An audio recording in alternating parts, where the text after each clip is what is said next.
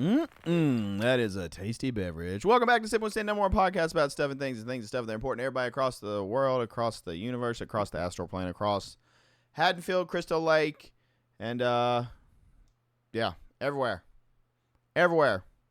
I was gonna say the Scream one and it just slipped my brain, and I know I'm about to get yelled at, so before he yells at me, it's Woodsbury, isn't it? I think it's Woodsbury. It's Woodsboro. Look, you're not even introduced yet.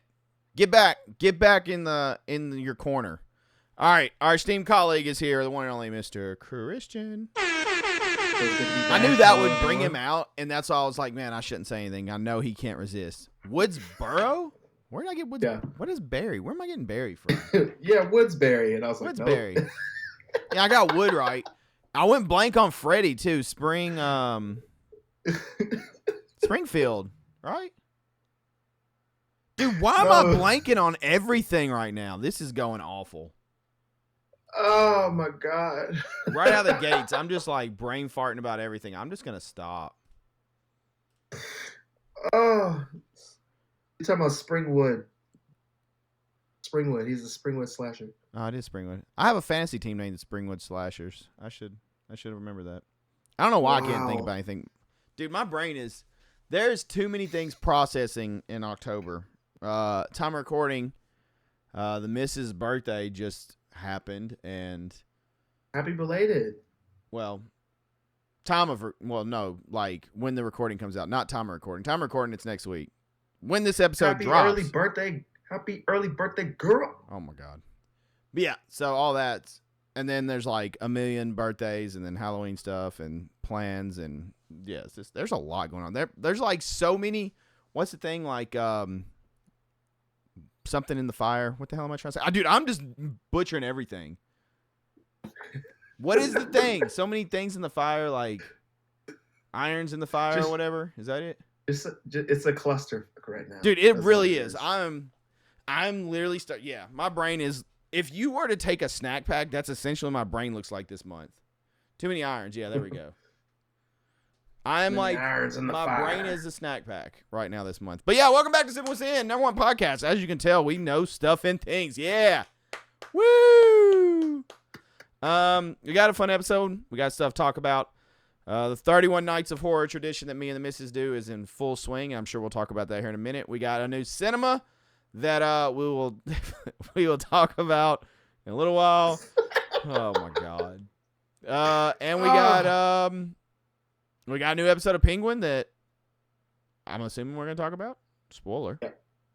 And yeah, it's spooky season, dude. Spooky season. Welcome back. Spooky season. That's not spooky. That's unless you watch Thanksgiving, and then maybe that's spooky. Could be. Yeah, I mean it could be. I haven't watched that. I've watched it once, and I couldn't stop watching it. Couldn't stop watching, like it was just too good. It's like I can't say it was too good. I was just like, why can I not stop watching this movie? I have to finish it. I have to watch it. Like a train wreck? Yeah, literally, it's what it was. Speaking of train wrecks, no correlation, but this is how my brain is currently working. That made me realize I need to rewatch Train to Busan again this spooky season because that is a fantastic movie. Train to Busan is fantastic. Top tier. I will not take slander. Christian, I swear if you say it's bad, I'm going to... No. It's a top tier film. That has to be... I will say that is one of the best zombie movies I have seen in a very, very, very long time. Like, I watched it and I was like, damn, that was really well done. Like, that was a really good zombie movie. I agree. Yeah, I thought it was fantastic.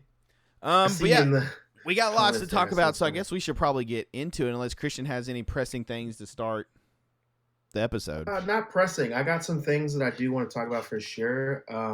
I will. I can start if you want, or you can start. Like it doesn't matter. I don't mind starting. Okay, we already have people talking about this week's spoiler ahead in the episode. When we talk about cinema, we were supposed to watch Triangle, but we will discuss more on that. Some of us did watch Triangle. Some of us watched the wrong damn movie, but we will discuss that at a later point in the episode. Anyways, how much stuff do you have to start? Because I was going to go through my movies. I'll go ahead and go Well, first all because you right, probably have a Christian, little. lead it off. Watching, reading, listening to, playing this past week. Go for it. Yeah, it's been a busy, but also not a busy. I was about to It's break out great. some It's great. rhyming night right there. This is how my brain um, is functioning this month. I think it's short circuiting. I think I'm done. I think I need to like go hide in a hole. that's fair. That's fair. Actually, so before I get to my like what I've been doing, reading, watching, all that stuff, I did want to say this. We've talked about the Green Lanterns show a couple of times on the podcast, and they finally cast an actor to be Jon Stewart, Green Lantern, because we know that we're going to have Hal Jordan, and he's cast already. I don't remember that actor's name, but it's the guy from Godzilla King of Monsters. He's like Millie Bobby Brown's dad. I literally can't remember his name right now, but he's cast as Hal Jordan, and Hal Jordan is training a younger Green Lantern to kind of be his partner and all that stuff, because it's supposed to have like a what is that movie called that I can't think of right now that I quote all the time? Oh my god, can't believe this happened. Anyway, it's like a buddy cop thing going on. Lethal Weapon. That's what I was trying to say. It's like a Lethal Weapon vibe, and they cast Aaron. I think his name is Aaron Pierre. They cast him, and he's the guy that I mentioned on the podcast a few weeks ago from the movie on Netflix, Rebel Ridge. So if you guys have watched Rebel Ridge or have at least heard about it, that main guy, he's going to be our Jon Stewart. That is a huge fan cast.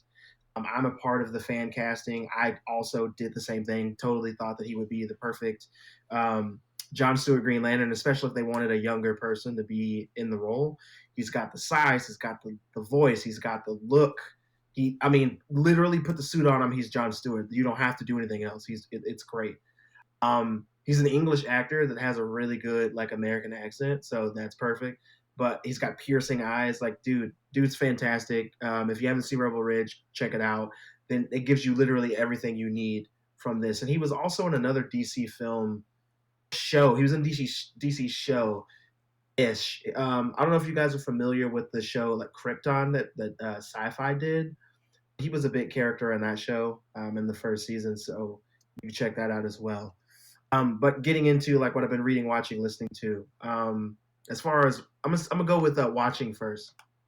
I finally got to finish the remake of Salem's Lot that's available on Max, and I have some thoughts about that. I'm gonna keep them real simple.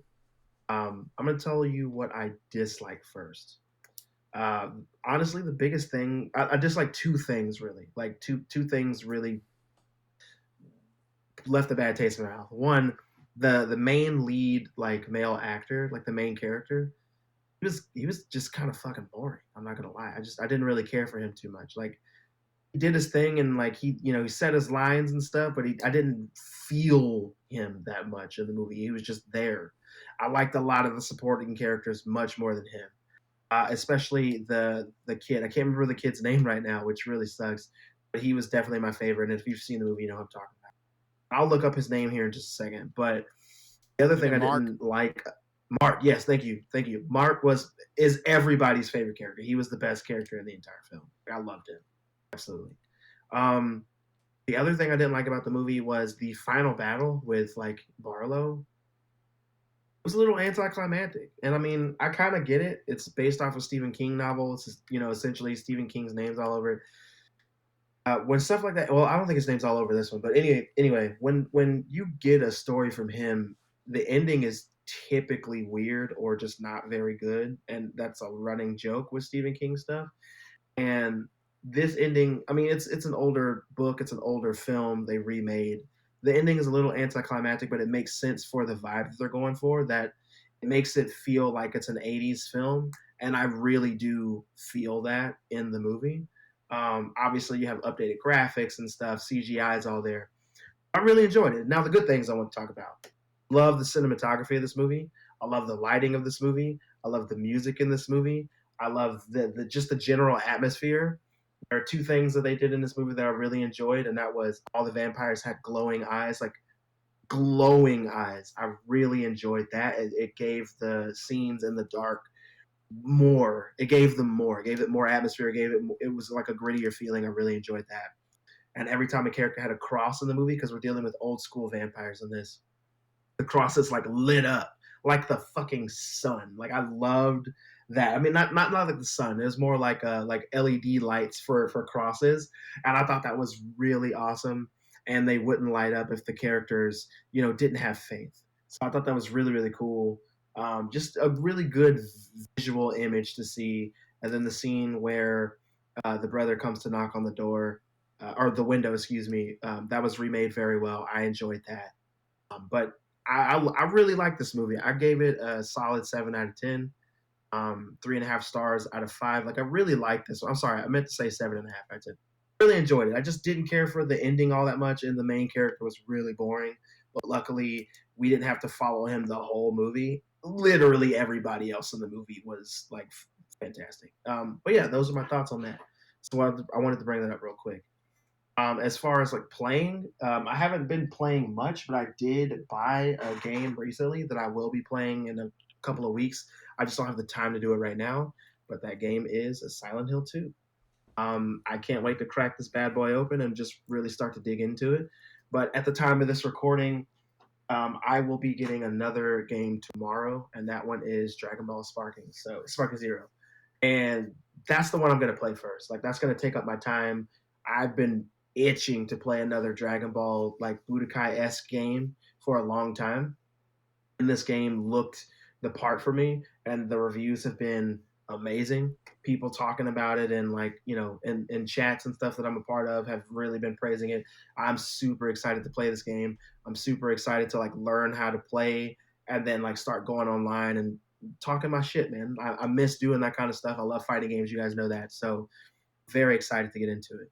Um, Aside from that, I have been reading. I've read a book recently called Near the Bone, and I have to remember what the author's name is off the top of my head. Christina Henry.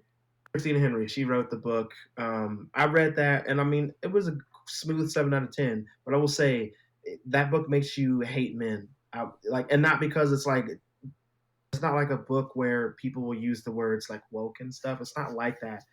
The book centers around like a husband and wife that live up in the mountains, and there's this creature that is, kind of following them essentially.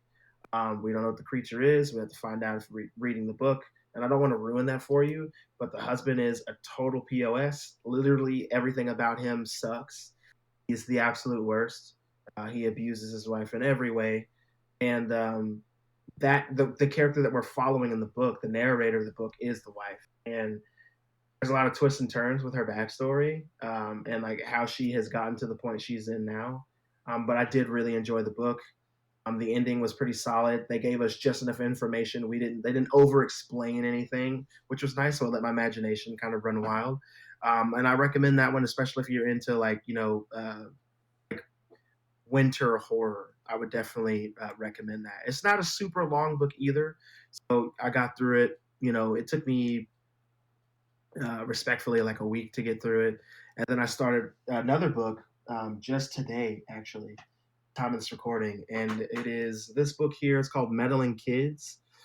I really like this book so far. It's exactly what you think it is. It's like this. The person who wrote this book is clearly a fan of Scooby Doo, so they have taken Scooby Doo, made it more rated R, and changed the characters' names up and some of their personalities.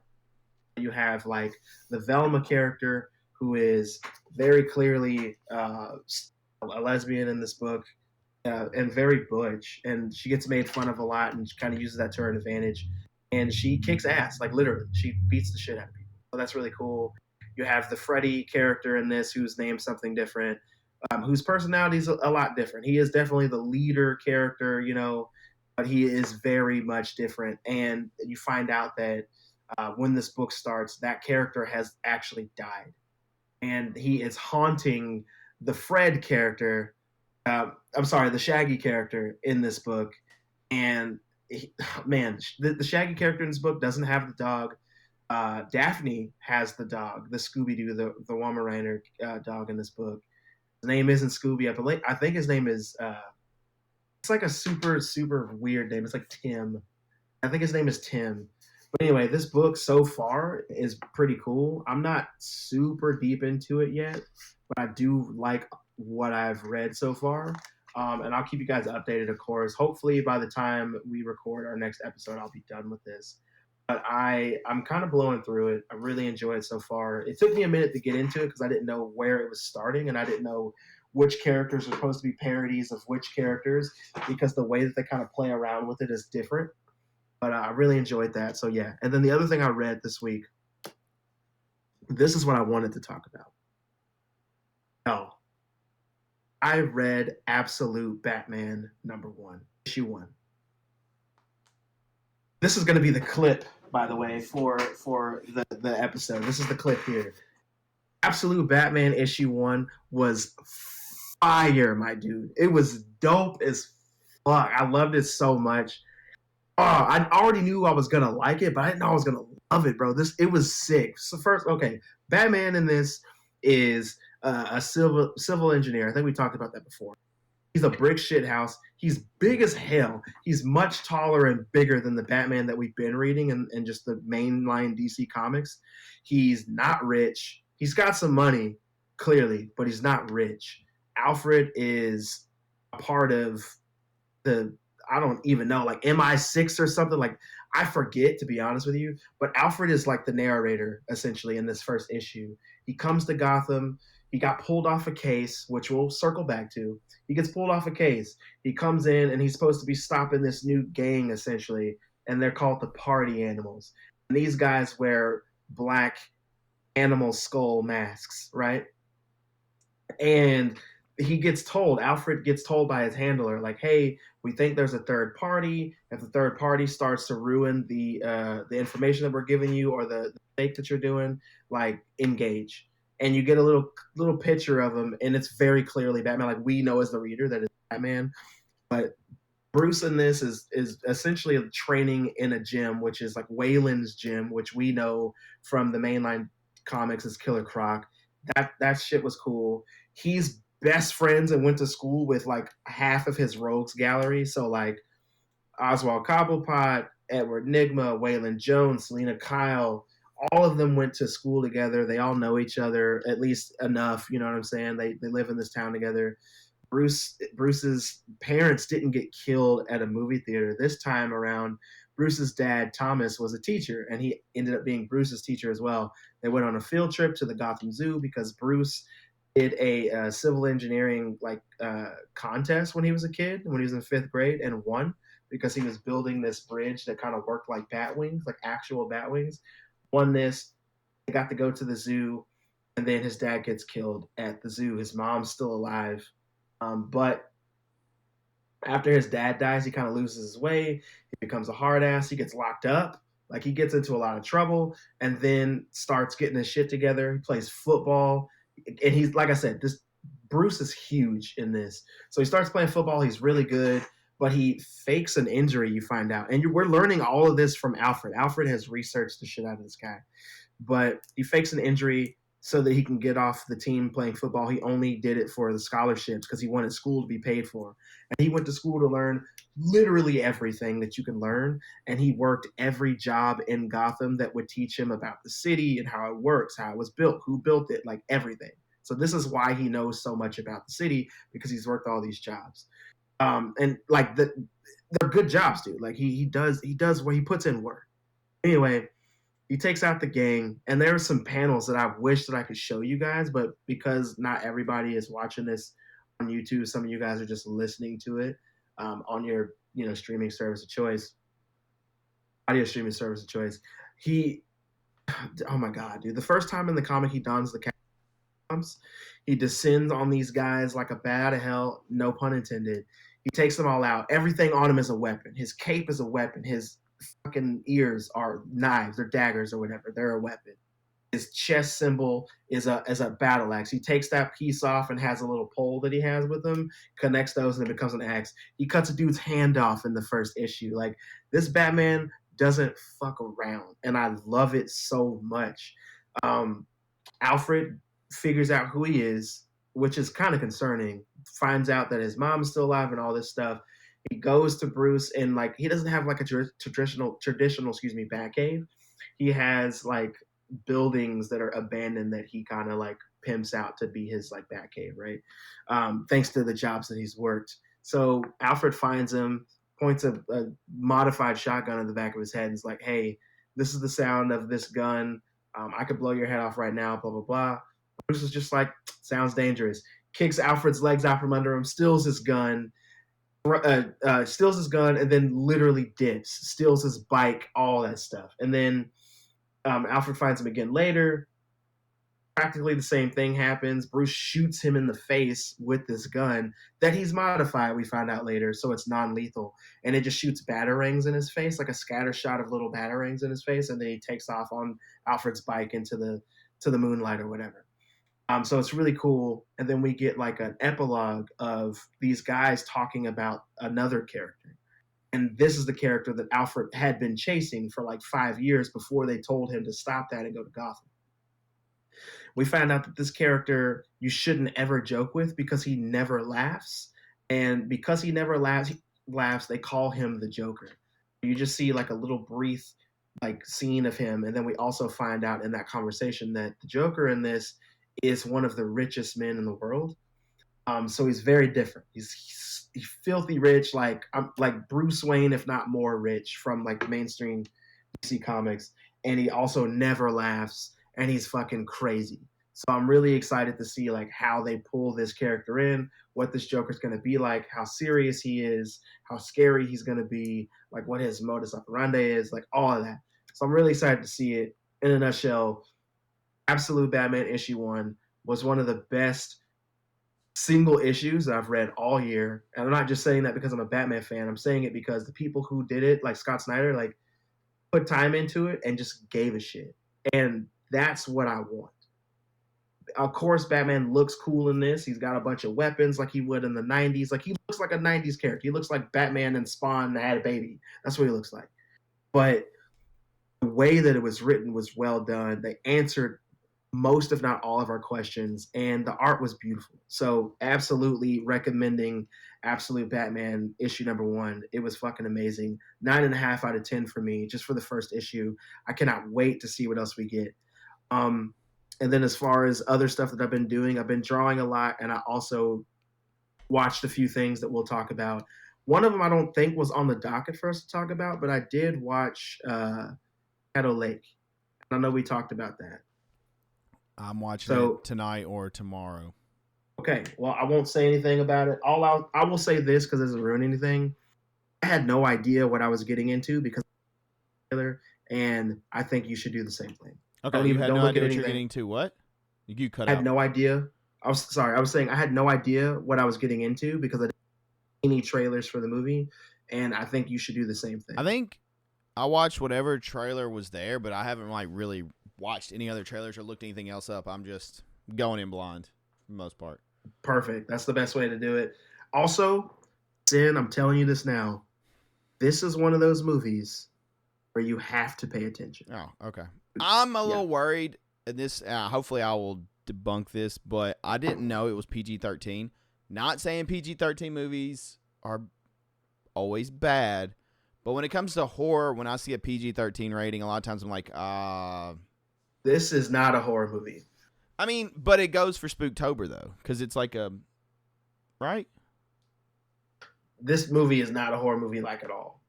That's why I didn't know what I was getting into. So, it doesn't count for my... Okay.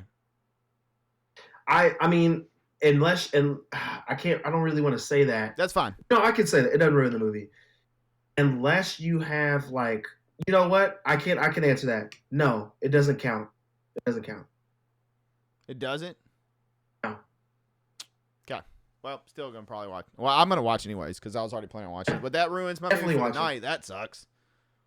Yeah, it definitely will be.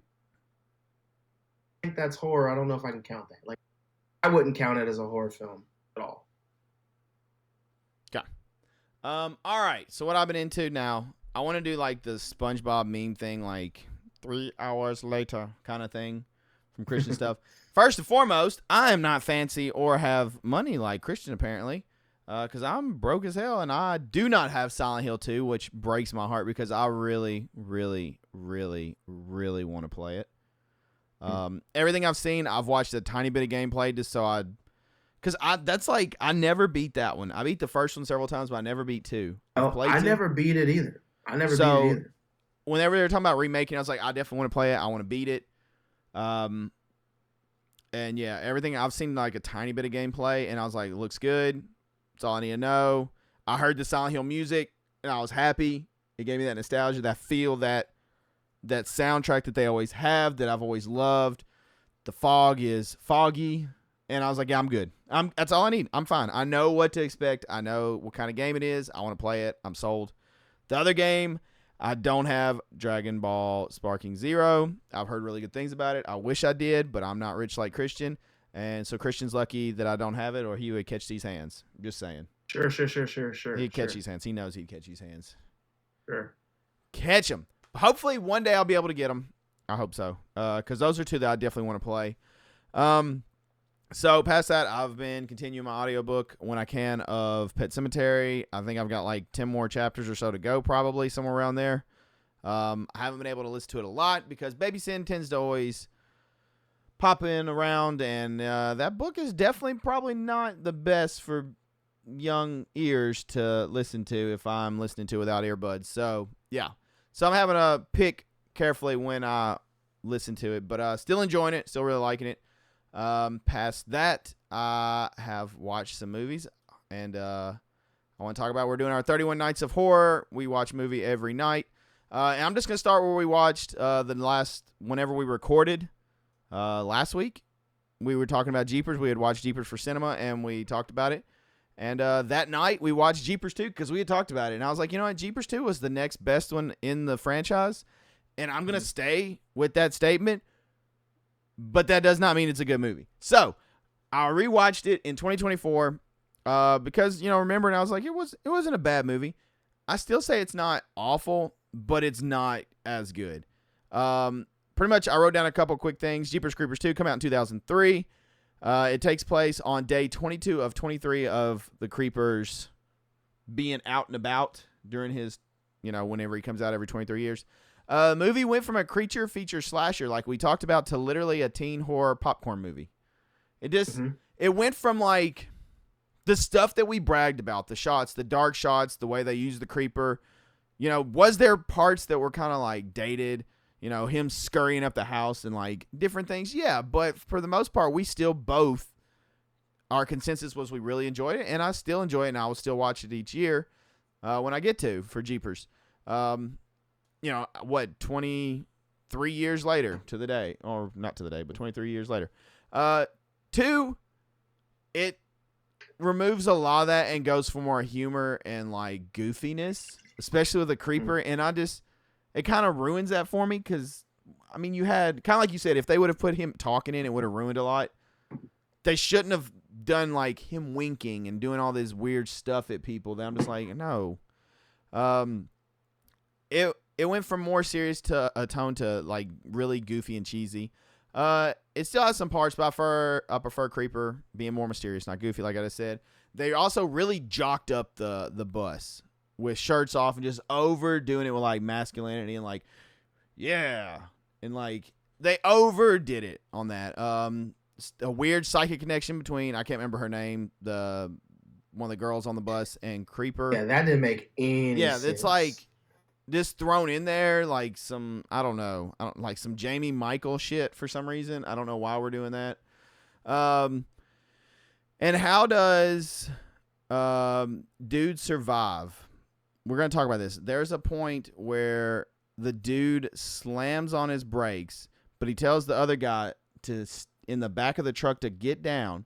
He flips that truck like 3 or 4 times, end over end. And dude just gets thrown out and has like, oh, my leg's broke and I'm just a little bloody. Dude should not be alive with the way that truck flipped in the back of the truck. Like, there is no shot that dude lives. Also, I agree. My other note is stab him again. I don't think you got him to the dad. When he stabs him like 50 million times. Yeah. And does no one think about throwing him in fire? Like, let's just keep stabbing him because clearly that's working. Why didn't we like burn him or do some other stuff and see if that worked? Let's test some other theories.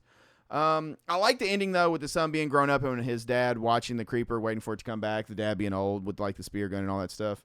and the son kind of using it for like money to help finance the farm, I guess, or whatever. Mm. It has its moments. I gave it a 6, and that's being a bit generous. It's definitely not as good as I remember it, especially after watching the first and like really looking at the first and like dissecting a little more, in 2024. But it is what it is. I know they go way downhill after this. So Yeah, if you think this one's bad, don't watch the other ones because they are boo-boo shoes. Like, well, actually, they are boo-boo shoes. There's no way around it. All the rest of them suck. They're terrible. And they've just ruined what could have been a really cool character and franchise. They've just kind of shit on. I didn't like the way the creature looks. So the creeper, excuse me, creeper looks about the same, but in this movie he looks real like. I'm trying to find a way. He looked real.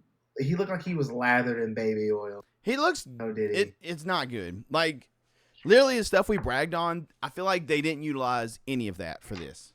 Like none. And it could have been a cool concept, but they just. Yeah. All right, we're gonna move on though. Past that, I'm gonna skip the next one on the list because I figure that will spark conversation. So I'm gonna wait just a second on it. I watched Rosemary's Baby. I think this is my first time watching it all the way through. I don't know if I'd seen it previously, but we watched Rosemary's Baby. But we did it a little bit backwards. Rosemary's Baby was already one that we've wanted to watch for the last couple years, but for whatever reason, because Mrs. Sin's parents always talk about it, it come out in like 68 or I think somewhere in there. It's older. And they always talk about it and being scary and stuff like that. And we could never find it on streaming. And it was our plan to find it this year. And so we did. But before that, we watched Apartment 7A. And those that don't know, Apartment 7A is a prequel to Rosemary's Baby.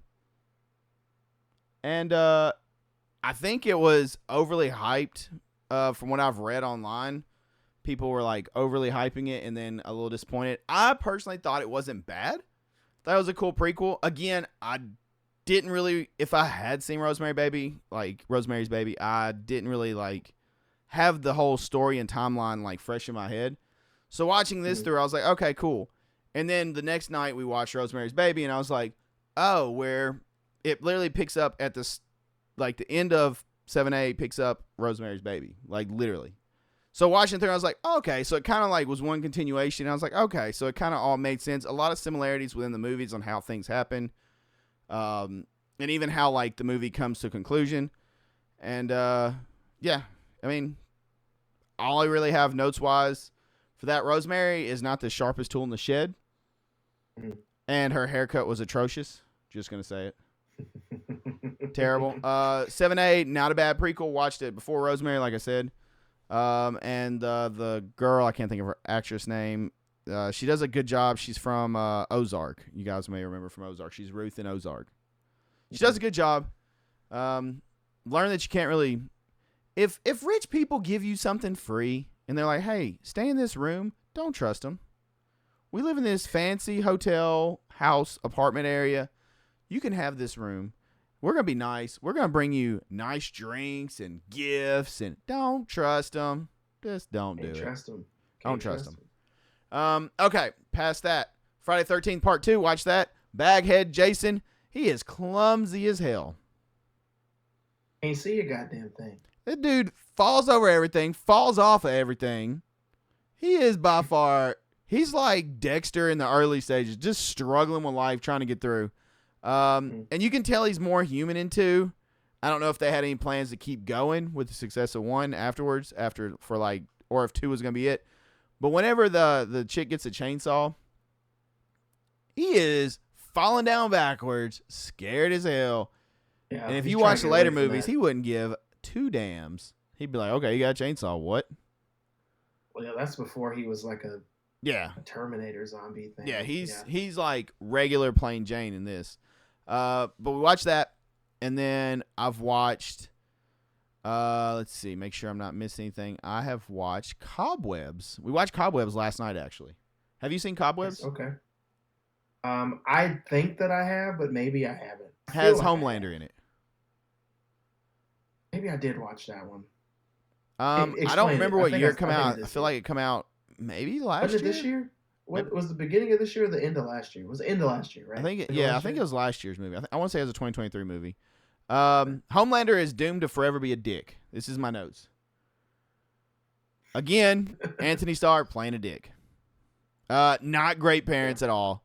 Substitute teacher of the decade goes to our substitute teacher in the movie. And it's an interesting twist. Those that haven't seen it, I would definitely recommend checking it out. I think we watched it on Hulu last night. I feel like that's where we watched it. Okay. At this point, all the streaming apps and when we're watching a movie are blending together because we're just like finding stuff everywhere. That's fair. It's worth a watch. Had an interesting twist. Definitely not how I saw it going. But it wasn't bad. It wasn't boo boo shoes like I kind of went in expecting it to be. It was decent. It was all right. What'd you rate it? What'd you rate it? Probably a 6.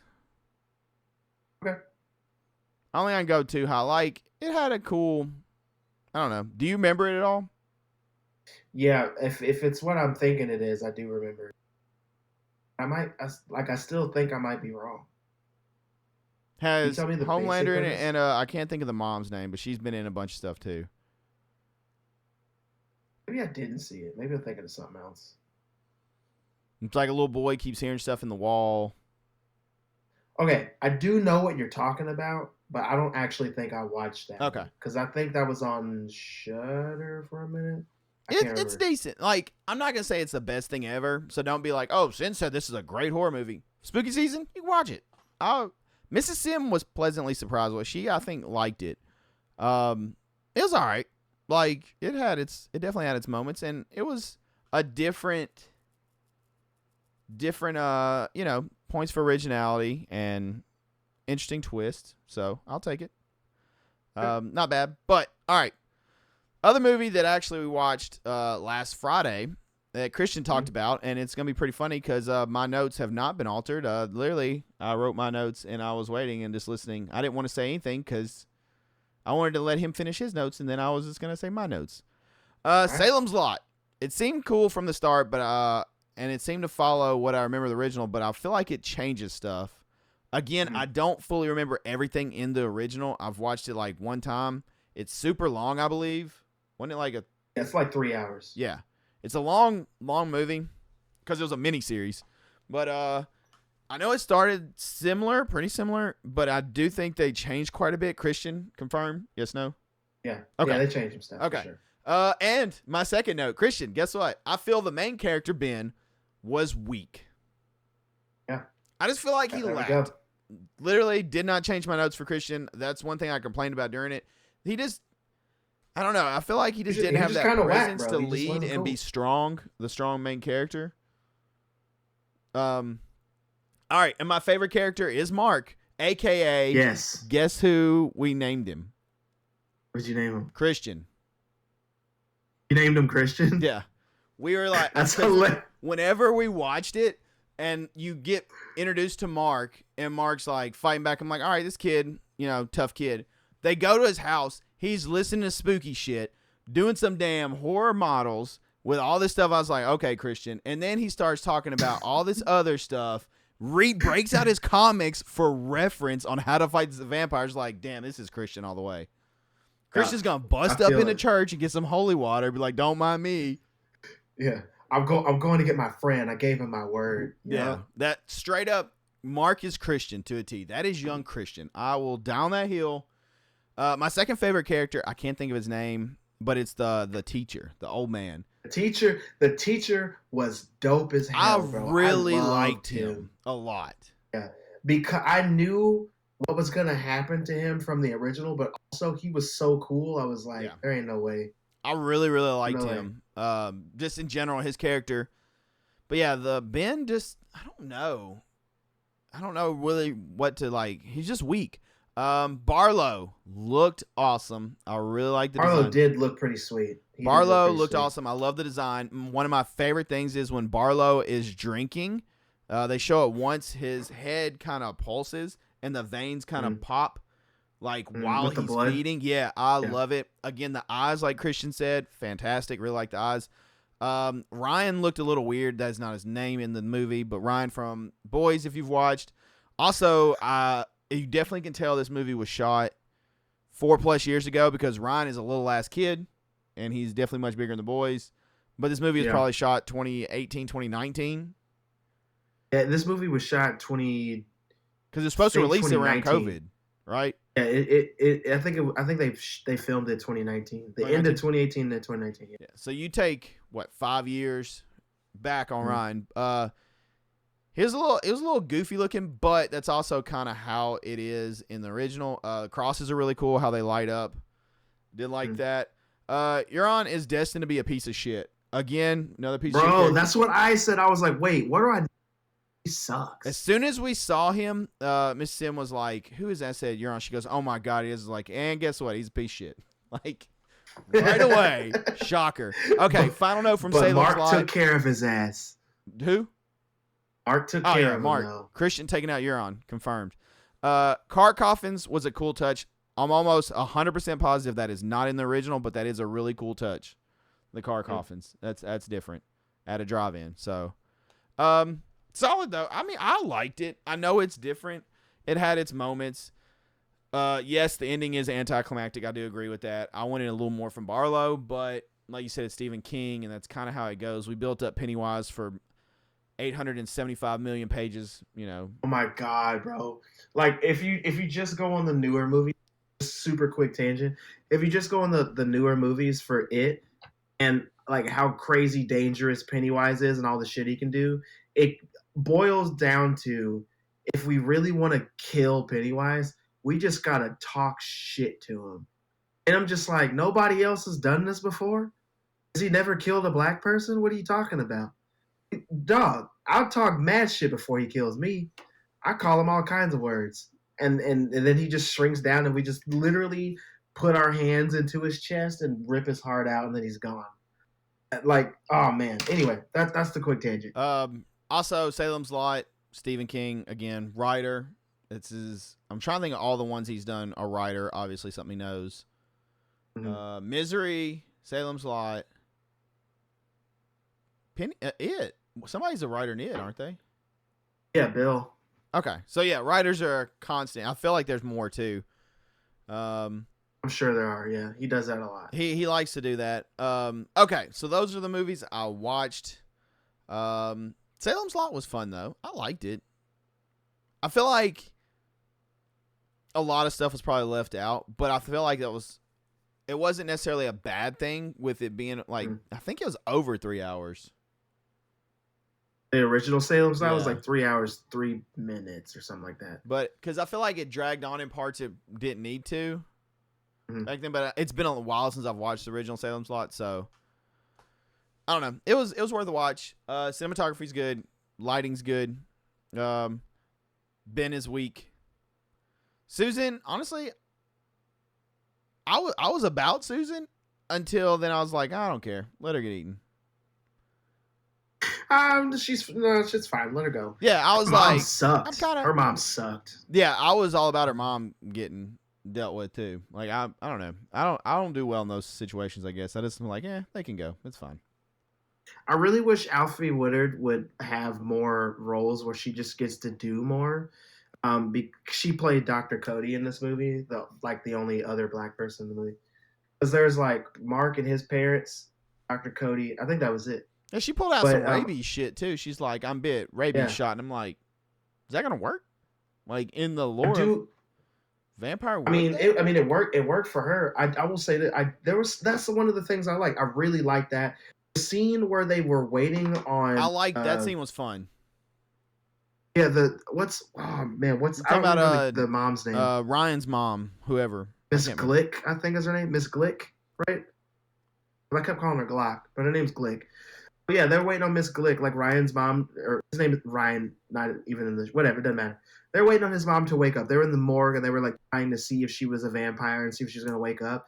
And the part where she started like waking up and talking with the crazy distorted voice and shit, I was like, yo, that's what I wanted to see more of. That shit was fire. I love that. And then they like made the cross, put the tape on it, and Alfre Woodard's character, she's like, what do I do? Like say a prayer, and like she just started saying the Lord's Prayer. I don't remember it off the top of my head right now just because I'm thinking about a lot of stuff. But anyway, they start saying that they pretty much banish her out of the thing. She comes back and then they accidentally kill her. Like I love all of that stuff. It was really cool to see. I liked her in the sheet the entire time. I'm really glad they didn't sheet off and show us this big CGI vampire face. So that was really cool. But there's a lot of little stuff in this movie, man, that really hit. It's just that the ending just wasn't right. And then the final battle with Barlow, by extension, not that great because that's a part of the ending. Like they beat him and then it's just over essentially, and you lose everyone.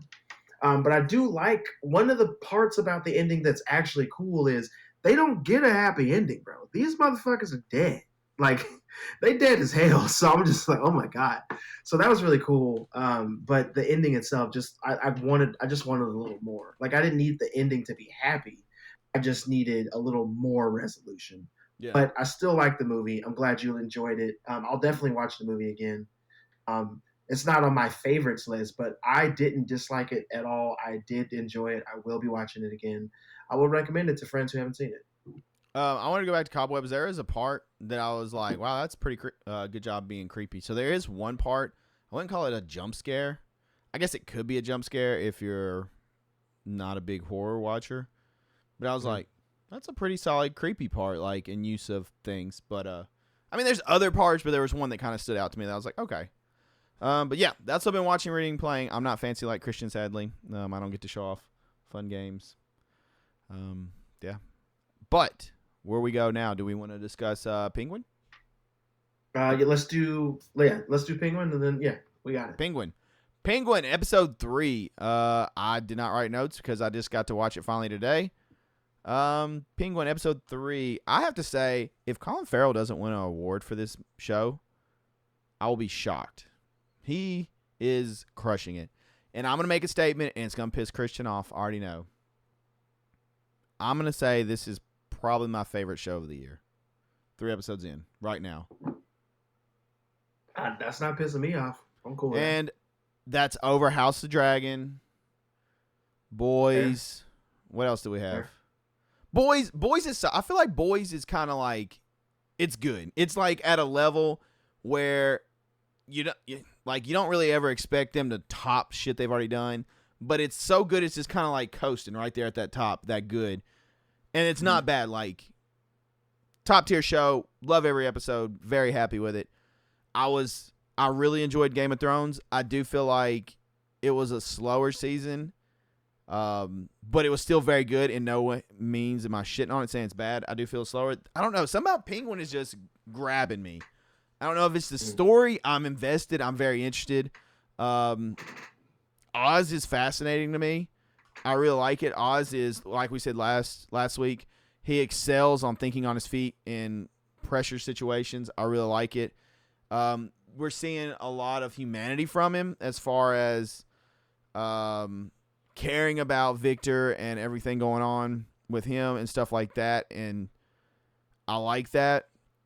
But then you have the ruthless side of him that we see in this episode, and I love when you get the ruthless side. I love that so much. I don't know a lot about Sophia and the Hangman and stuff. I know, like you said, she was much bigger in the comics. But I do. She is interesting, and I keep waiting on her to snap and have like an Oz moment. But that hasn't happened. Pretty much this episode, they're working together, and it's just them working together, starting their shit with building their drug, I guess, empire, taking over distribution and stuff. What is his name? Johnny. What is the number 2 guy? Johnny Vitti. Yeah, he deserves every bad thing coming his way. I just want him to get got. I'm waiting on it. I really dislike that character, as you're supposed to. He's just a scumbag. And whenever I'm gonna say she takes him out, I'm gonna call it. I feel like Sophia's gonna take him out. And it's going to be so satisfying, just the way he talks to her and does stuff and how he acts. And women are not looked at as equals or with any kind of power within this kind of infrastructure, like this crime infrastructure they have. Like mob, it's a male-driven thing. Well, think about the Maronis, like Sal Maroni that's in prison. His wife is running his shit. Yeah. But like as far But I as mean, the Falcons or whatever, yeah, they I mean, her opinion means jack shit to them. Like they don't even care. actually, you do know quite a bit about. I just remembered this. You do know about Sophia's character because you watched the animated movie Long Halloween. Yes. So Sophia is in that. And she's that's her character. The big ass woman that was beating the shit out of people and really obsessed with like her dad and how he was being treated and how she didn't want him to work with supervillains and stuff and all that. That's Sophia Falcone. So and that just clicked in my head. Like What you've stands seen out to her me in in that movie action. is Troy Baker. Isn't Troy that his Baker Joker? as the yeah. Yeah, that amazed me. That whole thing, I was like blown away on that one. All right, Penguin, go ahead, Christian. I didn't write notes, so I'm sure you have stuff. I typically write super long notes like this about Penguin, but I didn't this time around only because this is what happened. I watch it and I was just enjoying it so much that I didn't want to stop and write anything. I didn't want to pause it. I didn't want to do any of that.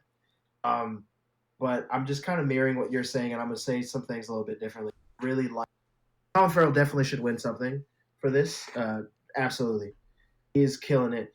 In every episode so far, he's given a speech that has hit, and that's 3 episodes down. I think we got 8 episodes total. But he's had a speech in each episode, and in this episode, he was giving Vic a speech because Vic essentially we see his backstory in this one. We see a flashback of how he got to where he is. How after Riddler blew up, the dams and stuff, and water kind of took over the city. His family, his entire apartment complex, essentially just was underwater, and it mirrors like the hurricanes we just had, like in Florida. So he lost everything. But he had a girlfriend, a little boot thing that we saw texting him in the last episode, and we see her in this one in the flashback, and then we see her again in the present time, and Victor pretty much meets up with her to kind of show off, how he's living now, what he's doing, and she pretty much stops him short. She's like, "Hey, I'm leaving. I'm moving to California. Like, I don't want to be here. There's nothing for me here." And he's like, "Why?" He's like upset about it. Then she tells him the red flag thing, not red flag, but like death flag kind of thing. You can leave and come with me. Anytime that happens in a show or a movie, you already know that said characters are gonna not gonna make it, right? But anyway, we know because this Victor's going to be in this season that he wasn't going to go with this girl. We just had to see how that was going to happen. So he's trying to figure it out the entire episode. But Penguin is opening up more and more to Vic, warming up more and more to Vic. He's got his own allowance essentially. Sorry, be honest. He's paying Vic now. He's paying him $1,000 a week, which is cool for him. He's never seen that much money at one time, so it makes a lot of sense. He makes more money than I make, so that's awesome. But he's enjoying being, Oz's driver and his like number two. But towards the end of the episode, Vic has a panic attack because he starts, uh, uh, oh my god, PTSD. I can't PTSD. Thank you. I kept trying to say PSD for some reason. I don't know what that is, or PD, whatever. Anyway, PS happening again. PTSD. PTSD. Jesus, PTSD. He was having that an episode, having flashbacks of the explosions that were going off because he's in a club. They're just distributing this new drug that they made. Sophia has from Arkham, which is insane. And Penguin's like, "It's a party drug," and she's like, "I'm sure if you want to call it that," because she's really not giving him a lot of information. But they're doing that, and then he has this whole speech with Vic once he finds out that Vic's plan was to leave. He tells him essentially that he feels like a prisoner being with Oz, and Oz is like, "I cared for you. I've done all this stuff. Nobody cares for you." He was like, "You're just gonna die in the projects." That really triggers Victor, and he's just like, "Fuck you." And then he's like, "No, no, no, not fuck me, fuck the world. Like nobody cares about you. Nobody's ever gonna give you anything. You got to take it. You got to do this. But if you want to leave, like go, get out of here." Blah blah blah. He does, but Oz is having a moment with Sophia at the end of the episode, and that's when he gets caught up again. The Maronis show up, and they're like, they're gonna kill him for essentially double crossing them. and triple crossing him, I should have said. And Vic comes up at the end of the episode with the save and runs over the gunman essentially. And they get out of there. Before they do, Vic says, like, what about Sophia? And he's like, forget her, leave her. And they drive off. So I'm just like, how is he going to smooth this over in the next episode? How's this going to work? And right before this happened, Sophia told Oz that she doesn't trust him and she doesn't know how she can trust him because of who he is and what he's done. And he says, let me show you how to trust me right before all this happens. So I'm just like, dude, you keep putting your foot in your mouth when it comes to Sophia, but you speak really well. You know how to talk your way out of a lot of stuff, and it's just so cool to see. It's so well written and well acted. Like everybody in the show is giving it what it needs. They're giving it their all, and I love that. Has this intensity about her, and I was afraid about that watching the first episode because any person with big eyes can look intense if they want to. And she definitely has that look, but she sells it on more than just her look. It's the way that she moves, the way that she talks, the way that she interacts with people, the way that her and Oz were feeding off of each other in this episode when they were trying to sell the drug to the triad was really cool. And also, I don't know if you caught this, but Oz tells them the name of the drug, which is Bliss. He made that shit up on the spot. And then if you look at it, Sophia looks at him and she kind of like smiles, like, wow, that was really good. You're really good at this kind of thing. But he is, and then you find out that he's got dirt on Johnny Vitti because he's been banging like the main boss's wife, which is crazy. But we knew that from the first episode because Penguin had that information in the first episode. He's just sitting on it, waiting to use it because everybody hates Johnny Vitti, which makes sense. But aside from that, they don't like Oz, but they don't like Sophia almost even more than Oz, which is crazy. But yeah, man, we find out in this episode that Oz sold Sophia out like 10 years ago, kind of hung her out to dry as being the hangman, and she got sent to Arkham, and all this shit happened. He got the club, which we saw in the Batman. He got to distribute Drops drug. It was essentially his operation, right? That was his reward. And he talks about it and he tells Sophia the truth. He's like, I don't regret it. I like what I did because I got to be where I am now, and this would have never happened for me. And I think the reason why Sophia didn't like snap and like kill this guy at that point is because he was telling the truth. And she knows every time somebody's lying. Even in the beginning of the episode when she asks Vic, like, how do you know Oz? And he's like, oh, I'm a mechanic. I worked on his car. And then she immediately calls him out on it. She's like, if you're a mechanic and you work on cars, how come you can't light this lighter? He's trying to light a lighter for her. Zippo or whatever, and he can't do it. And she just notices every little thing, which is cool. It's cool to see there's finally a show where the characters aren't stupid. Like Oz makes some dumb decisions, but he is smart enough to get himself out of these situations, and he's done it 3 episodes now. We got to see him do it again. But I love seeing that. The show looks good. It sounds good. The soundtrack's good. It's well written, it's well acted, like all the stuff. I can praise it all day, but at the end of the day, just know if you're not watching Penguin for whatever reason, like you're doing yourself a disservice. It's a good show. It is. It's finally something to talk about that's worth a damn, and I miss that. Like obviously, we talked about Game of Thrones earlier this year, House of the Dragon, excuse me, and I mean House of the Dragon was cool. I really enjoyed it, but it wasn't this. This is different. This is special. And I really hope that they stick the landing so much so that we don't want a season 2 because we don't need it. Like they answer the questions we need to ask. And if this works out the way that they are telling us it's going to work out, after this show is over, that will lead us directly into the Batman 2. Because it'll be winter at that time. And we'll finally get to see, like, again, we'll get to see Batman, like, in the snow and all that shit, which will be really cool to see. But yeah, man, I really liked this episode. I gave it a 8.5 out of 10. It's fantastic, and I can't wait for the next episode. Like this is one of those shows where like every episode, I'm super excited for the next episode. I really want to see how Oz is going to become the Penguin that we're waiting for him to become. It's just good. It's just good shit. Who would have ever thought Colin Farrell as the Penguin would work? Not me. And it works in amazingly. spades. Yeah, it's so his eyes to me. It's something about his eyes, and it does resemble a lot of facial expression and things he does, like in Fright Night. It's something about that when you watch him talk to people, like his eye, like I don't know, it sells it even more. I'm just like, damn. I do have a question. Do you think, this is probably reaching, Bliss, do you think it's going to have any kind of tie into Scarecrow? As a drug that come from Arkham is the only reason I said that. And I was like, and that it's kind of mentioned hallucinogen, like that kind of drug. So I was like, could this be something that Scarecrow? I think that if they needed an easy slam dunk, they could have this universe's Jonathan Crane reverse engineer the Bliss drug to work with fear, because this one essentially takes away your fear, takes away all your pain to give you a moment of bliss when you're high. So if Jonathan Crane was to take the same research and reverse engineer it to essentially induce panic, to induce fear, he could totally do that.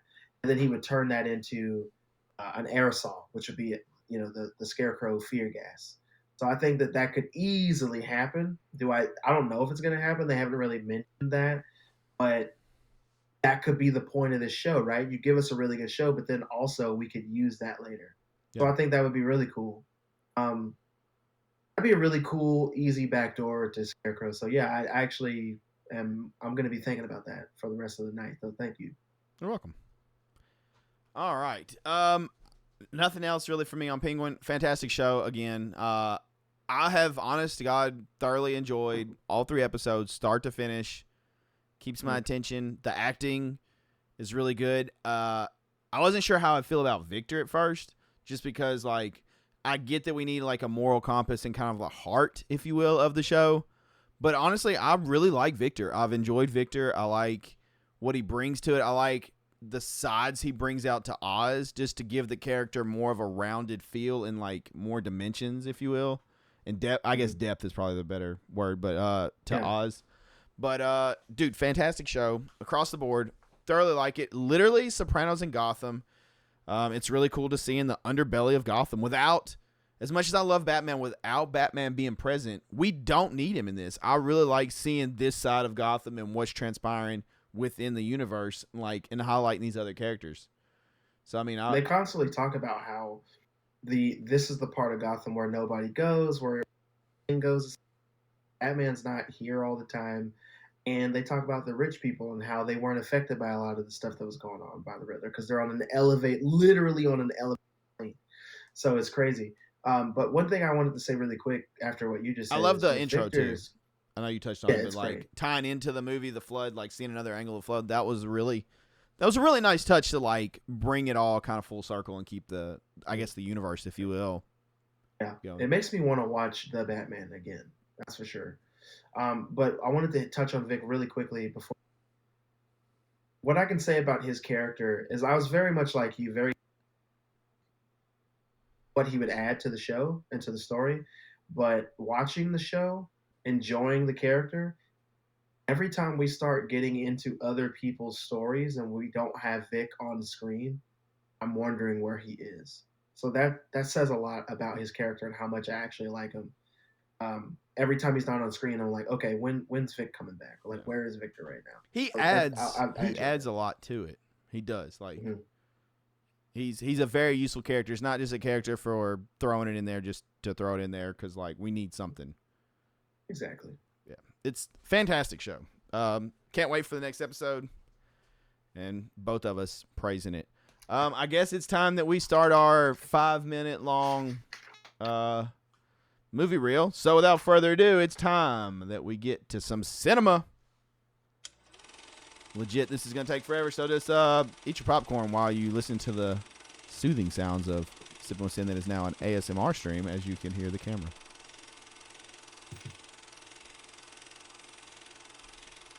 This thing still has... It's almost done.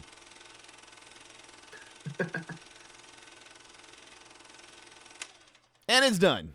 As you heard the click. All right, this week, one of us picked the movie, and we both said, okay, last week. And one of us that picked the movie forgot what movie they picked, and I don't even know if they watched the damn movie. I did. And we can tell it was now Christian. Yes, Christian did text me before the podcast today to ask what movie we were supposed to watch, and both options he gave me were not the movies he picked. Yo, I was like thinking far ahead into the future, and I did get the movie watched. I had to skip a little bit. You had to skip a lot because I was trying to make sure. Well, I mean, I didn't skip too much. A lot of it was like credits and shit. Thank God. But anytime there was a scene where we were just like looking at the background of a thing or whatever, I was like, skip ahead. But I got the movie watched. I got what was going on. I do have a few notes, but let's let your notes go, and then I have like a breakdown. Well, actually, I have tiny notes, and then I have like the good notes because I knew you had got lost. You had went astray, if you will. My short notes were the new Witcher's in it. Yay! The movie's starting off bad. Kind of wanted to throw several of them overboard from the start. Ship goes, huge mysterious storm. Yeah. Then okay, that's about all I'm going. That's all like. Then I went into like detail notes because I was like, okay, my co-host is somewhere lost. He is also in the triangle. I mean, yeah, seriously though, like I was. All right, give your notes and then I'll do my breakdown.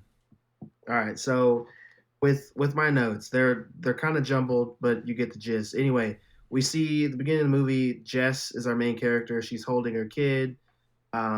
She goes to the kitchen, grabs a note. The note says, "Greg, the Triangle Harbor, 8:30." The doorbell rings, but there's nobody there. We also see, if you're looking right behind her, it has her address, and it's 237. And I was like, oh, is that like The Shining 237? Because that's what I immediately thought. Also, we see the triangle, the aforementioned triangle, is the boat or yacht that she's supposed to be sailing on. And we also see this strange ass bird just kind of staring at her. And I was like, I was getting ready to skip that scene. Then I was like, do I need this? Because this bird is just like here for some reason. So anyway, we had that. Somehow she passes out downstairs and like wakes up in a dream. And it's like her on a beach in some shorts. And nobody likes her really. And then they ask her about her kid and like where he is. How come she didn't bring him? She waits for a really long time. Like it's awkward how long she waits before she answers the question because she's like thinking of what to say. And then she says he's in school, and then they question her on that because it's a Saturday. It's weird. We also find out that her kid is autistic. I don't remember his name if they even say it. I think they do say it, but I don't remember his name. But it's not even that important. Just know that Jess and Greg are like new friends because they kind of talk about how they met. Apparently he's going to eat at the diner she works at, and was actually going there for food. Noticed her there every time he went. Kind of developed a little crush and then asked her to come out to sail with his friends. And they like legitimately like each other, so that's kind of cool. My notes skip around, and then in my notes, literally, I say, "Oh, the Bermuda Triangle, of course," because they kind of get hit up in this storm, and then we find out that they crash. This giant wave hits them. They're in the Bermuda Triangle. Now we know the double meaning for the name of the film. And then after that, one of the friends, Heather, she flips off the boat. That bitch dead. She dead as fuck. We don't see her anymore. So R.I.P. Heather. Rest in piss. And then after that, we see this like massive ocean liner show up called the what was it called? Aeolus? No. Something like that, yeah. Aeolus or something like that. But I should remember what it is because as soon as I saw the name, I immediately knew that it was like Greek mythology. And it was the Greek god of wind. And that, for those of you who don't know the story, like the super quick version of that story is this god was tasked to roll a boulder up a mountain. It gets like almost all the way up the mountain, then fucks up. The boulder rolls back down and he has to start it again. So it's just an endless loop of him doing that. So once I realized that, I already knew that this movie was going to be some kind of time loop situation. So I already knew that just based off of the name of the boat that they're on.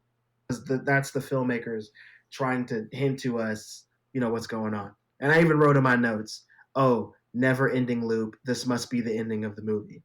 And then they find a key. The key has her son's picture on it. The cabin that they go to is also cabin 237, and that's where they find the message in blood on the like mirror that says go to the theater. And we kind of see after that flashback. I'm skipping ahead a little bit, by the way. We see a flashback of what happened before she got on the yacht. Turns out she was pissed off at her son, was hitting him, which fucking crazy. She's like abusing her kid, which insane. Don't understand, but whatever. They get in a car, they get into a car accident and die.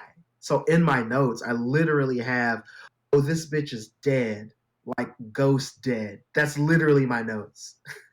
Then we see this taxi driver show up that's like talking to her, and I was like, he must be like the embodiment of the Grim Reaper or death. And it reminded me of the Reaper Supernatural, like legit. That's what that reminded me of. And then when she gets on the boat to start to sail, that's when the loop starts. So she like sees herself a couple of times. She's the person that knocks on the door at the beginning of the movie, and then when Jess goes to open the door and sees nobody's out there, like it's her doing it, like all that stuff. So she's like literally reliving this loop, but the loop doesn't just stop there. It goes back the day before. So she has to essentially relive the day that her son died over and over again, like she's in hell or purgatory, until she can like reconcile that. And that's literally the end of the fucking movie, bro. It's sad as shit. I was like, oh my god. I literally expected the movie to have much more of a happy ending, but I should have known. And also, like, this movie is considered a hidden gem, and now I understand why. A lot of people didn't watch it because as soon as you start telling people a movie has a sad ending, they don't want to see it unless it's like Disney or whatever. So yeah, that's essentially the movie in a nutshell, especially from my notes. But like as you guys can like hear, my notes were ridiculous. It was like, oh, this bitch dead. Oh, it's the Bermuda Triangle. Oh, it's gonna be a loop. Like that's literally my train of thought while I'm watching the movie. So it was insane. It was a fun thrill ride though, and I do have more thoughts on like what I want to rank it and stuff. But I want to let you talk about it All right. more, Sin. I have pretty much a full breakdown of the movie, and I figure we would just use that. It pretty much breaks it all down. Christian touched on a lot of stuff. And, I mean, I think this is a cool concept that they have going, and it is really sad. All right, so Jess is a single mom of an autistic boy. One day she makes plans with her friend Greg, like you said, blah, blah, blah, all that stuff. Boat trip.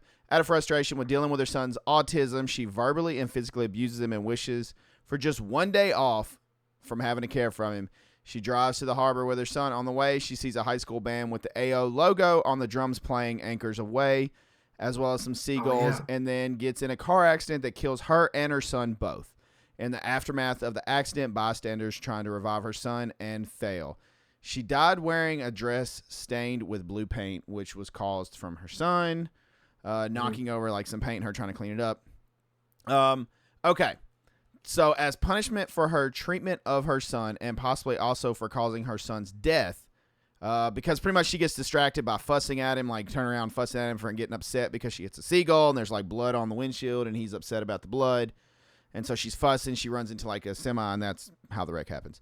As punishment for her treatment of her son and possibly causing her son's death, she is placed in a hellish afterlife, doomed to repeat the terrible scenario of violence and death on her one day off from time from her son. She ends the hellish punishment cycle by witnessing her own abuse of her son and then having to relive his and her death. So the sailboat pretty much capsizes in all the stuff like Christian talked about. The five remaining people find a cruise liner. Cruise liner is a time loop. Each time everyone but Jess dies on the cruise liner, another set of 5 people from the sailboat, including Jess, arrives. When they get on board, Jess, who's already been on board the cruise liner for a couple of cycles and understands how the cycle resets, decides to try to avert the cycle once and for all by killing them all to reset the cycle again, and 2, stopping the next cycle before it starts by preventing them from getting aboard in the first place. That Jess tries to hide her identity to help accomplish her goal. We'll call her Burlap Sack Jason Jess. Old sackhead. Yeah, the sack was whatever.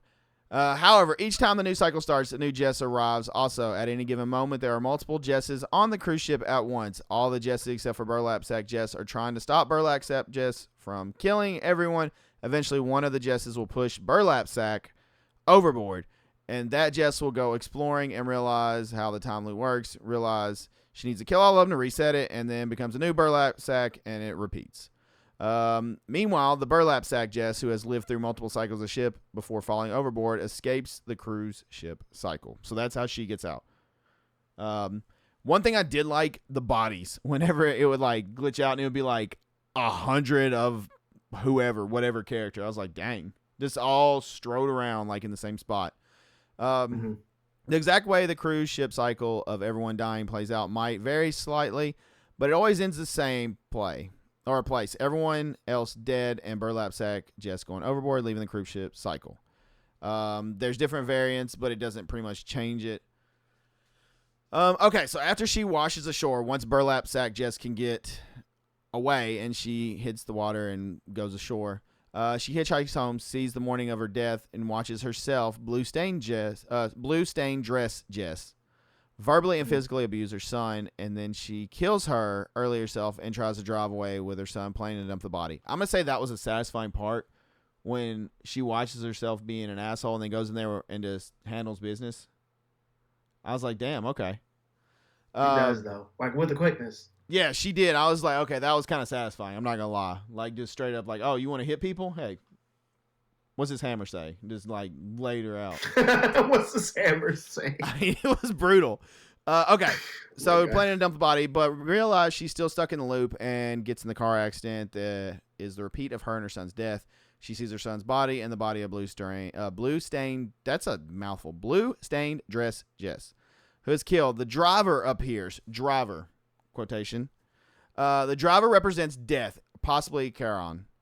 The ferryman from the Greek myth who takes dead across the river Styx into hell. He tells her that there is no use trying to save the boy. There's nothing that anyone can do to bring him back. Offers her a ride. She has to take to the harbor, or ask him to take to the harbor. She thinks she can use her knowledge of how the cycle works to repeat it, and the goal is seeing her son again or possibly saving him. And she gets on a sailboat with that plan. But when she takes a nap, she forgets the past loops and went through and starts fresh again. So that's why at the beginning of the movie, she is so weird, and it makes no sense, like how she's acting and all that stuff, because the nap refreshes the cycle, all that.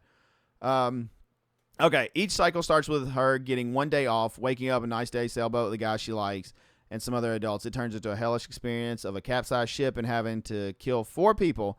She has to watch herself abuse her son, then relive the car accident and killed her and her son. The last moments before her and her son's death provide some details that populate her afterlife: the seagulls, the band logo, the drum, the song the band is playing, the name of the cruise liner, and the story of, I can't say that, Sisyphus? How the hell do you say that? I don't know. I don't know either. Okay, we're just going to pretend we don't know what that word is. Tie into her never-ending punishment in the afterlife. The moment where we see the aftermath of the car accident is a culmination of her afterlife loop. The loop ends in the exact same place where her and her son died in real life, and the version of her knowing who is looking at the car accident scene might as just well be her spirit looking in the afterlife of the original car accident in real life. In either instance, she tells the driver to take her back to the harbor, repeating the cycle, and that pretty much explains it.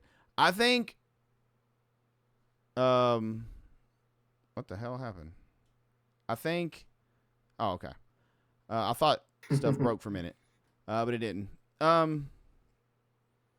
I think it was, I give it points for originality as far as like the story being different. The Groundhog Day like loop, Groundhog Day from Hell essentially loop is kind of cool. The bodies was kind of cool. I'm gonna give it a 6 just for the story. Is it the best thing? No. But I think the story is cool enough that I'm gonna not give it like boo-boo shoes. Not saying the acting is superb, because the acting is not that great. I could care less for honestly any of the characters. My favorite part was the one Jess coming back and killing blue-stained dress Jess. That was probably my favorite part, because I was like, yeah, that's what you get. It had some cool parts, but a 6. I think 6 is being generous, and that's just because of the story. I'm gonna make mine a little quick, just because I know we're like pretty much out of time. But me, I'm gonna give this one a 5 out of 10. I don't think it's garbage, but I think that this is definitely one of those movies that I would have loved, like when it came out. Yeah. Seeing it now in 2024, yeah, it came out in it's not 2009, I think. So yeah, so 15-year-old definitely, movie. if I would have saw it then, I probably would have really liked it. I probably gave it like a 7. Seeing it now, it's not that it's new or anything. Like, I do like the originality of the type of film, but like they do make it a little bit convoluted with the different versions. Yes, and then they they give you a lot of hints right off the bat that this is going to be time loop situation, that she's going to be stuck in this loop, that she has to figure out how to get out. Like, we've seen that kind of thing several times after the fact, like Happy Death Day and stuff. It's just not as in your face. So I do like that aspect that they don't spoon feed you everything. I do enjoy that quite a bit, which is why this movie isn't boo boo shoes for me. However, I think I just saw it too late. That's all it is. I saw it too late, and it's not, cool enough, I guess, for me. And then you get like the Jason looking version of Jess, which is insane. And we know exactly Jason why they made it Town like that dreaded sundown is what I was thinking, like the whole time with that bag. Yeah, yeah, exactly. So they do that for a reason, and that's like the horror aspect of it coming out of it for sure. But yeah, man, I give it a solid 5. Not the worst thing I've ever seen. It's not very good either, but I'm glad that I finally got to see it. Yeah. One thing I did like, I thought was funny, is she's in the bag, burlap sack, dressed up, shotgun, everything, and dude looks down and she's in like her flip flops, and he's just like, Jess, and I'm like, oh my god, worst killer ever. Like, I'm gonna wear some floral, like flowery flip flops over here. All right, whatever. Okay, so I think that covers. Let's go ahead and lock in next week's movie before we forget, and Christian forgets it. I have a feeling it's gonna be one of the ones he probably texts me. But we do have a new one to add to the list per Jordan. The Autopsy of Jane Doe from 2016. I have seen that. So that's I have not seen that. What? I have not seen that one. I've only seen like scenes from, but I haven't actually sat down and watched. Okay, so what do you want to do, Christian? Remember what you're locking in this time. We have right. Lamageddon, Bunny Man. No, Bunny Man scrap. Never mind. We just did Triangle, The Uninvited, The Burning, The Invitation, Pulse, and Autopsy of Jane Doe. I think Autopsy of Jane Doe is on Netflix also, just to throw out where it is. I think. Could be wrong.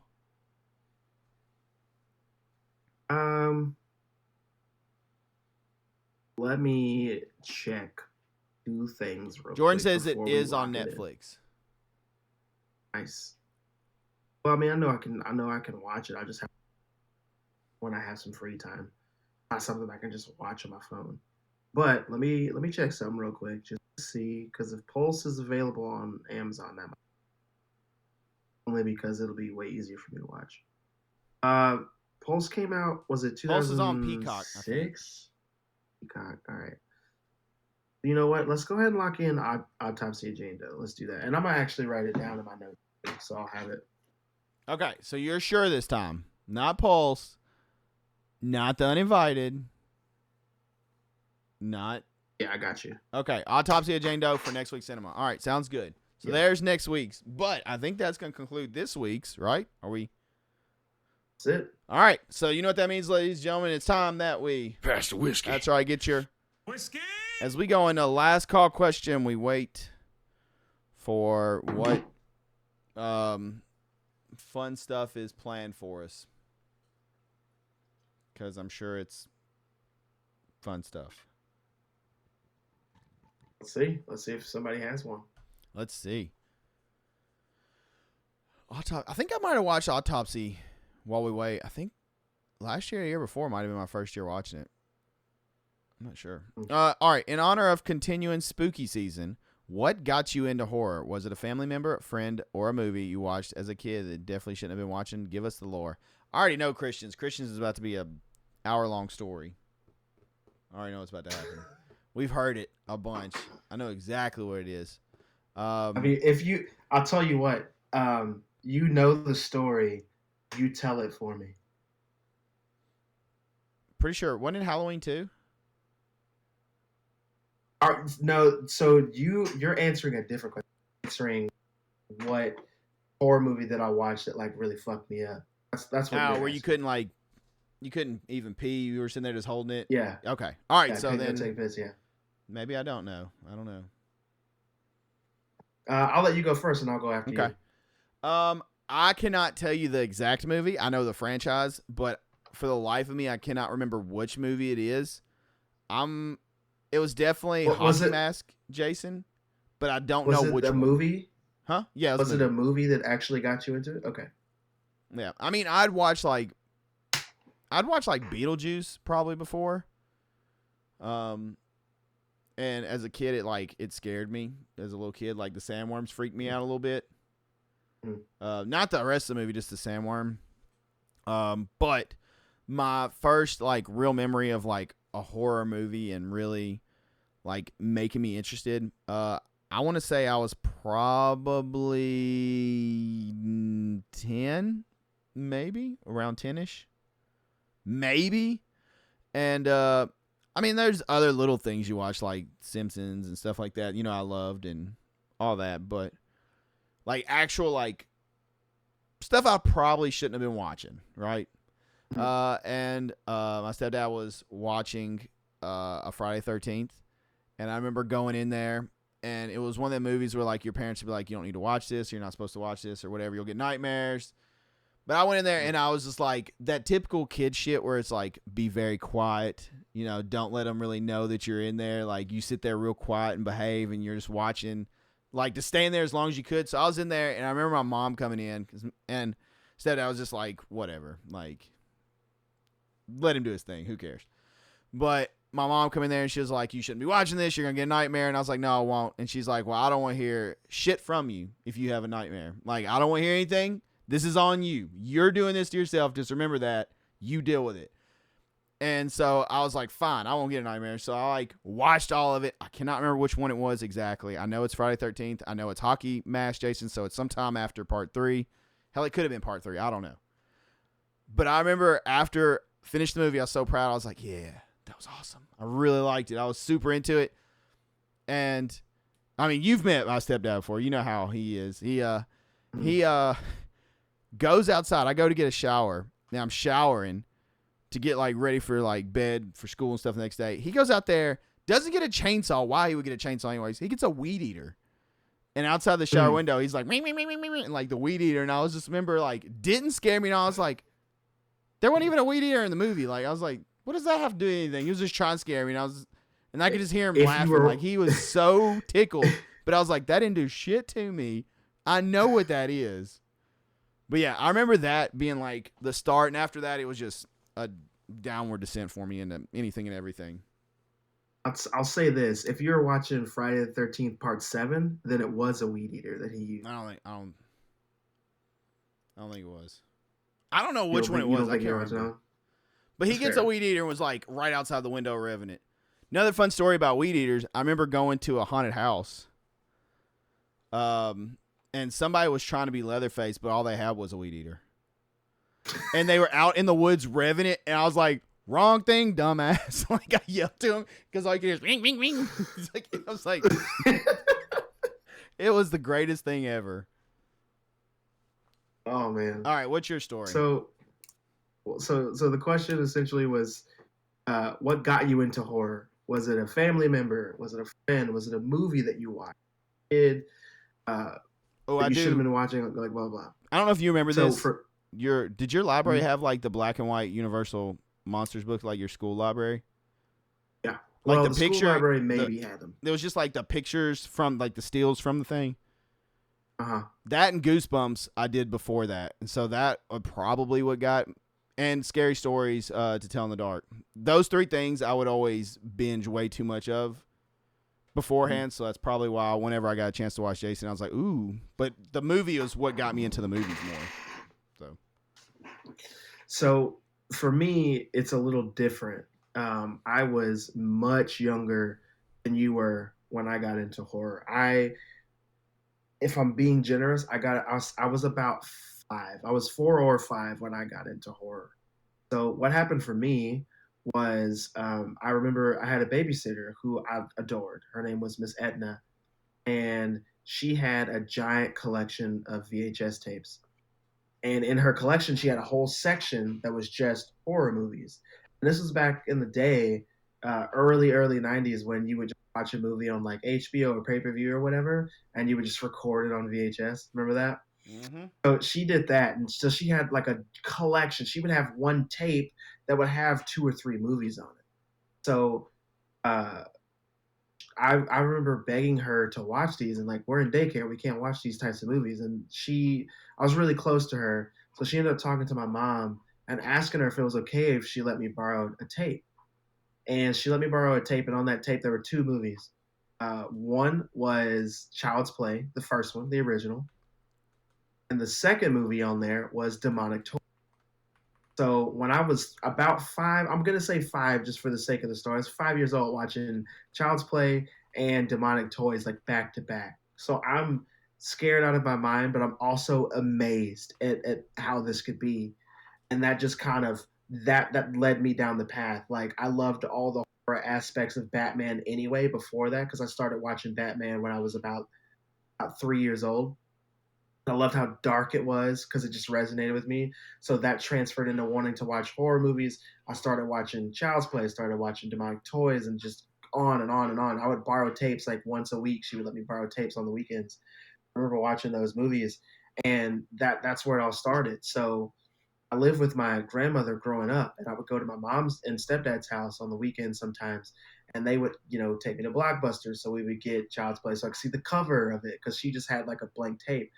I could see like the cover of Child's Play, and at that time it was like Chucky's like face looking down on the high-rise apartment complex or whatever. So I could see that, and it looked really creepy, and his eyes were really big. And then I remember getting into Friday the 13th, and the movie that really got me, the character that really got me was Michael, because I watched Halloween.